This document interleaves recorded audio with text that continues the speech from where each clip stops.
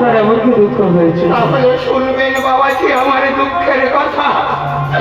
তাহলে শুনুন, আমি থাকি দেশ বিদেশে, তাই দেশ বিদেশ ঘুরতে ঘুরতে একদিন আমার দেশের বাড়িতে গিয়ে লক্ষ্য করে দেখলাম আমার নামে ঘর এসে গেছে, আমার নামে আছে।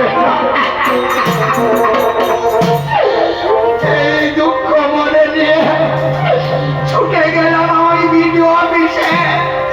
বিডিও অফিসে গিয়ে বললাম, স্যার সবার নামে ঘর এসে গেছে, আমার নামে আসেনি কেন? বলার সঙ্গে সঙ্গে বিডিও অফিসের ভিতরে ঢুকে গিয়ে কয়েকটা ফাইল এনে আমার মুখের উপরে ছুড়ে দিয়ে বলল, দেখে নিন। তারপর আপনি কি করলেন? ফাইলগুলোকে হাতে দিয়ে পৃষ্ঠা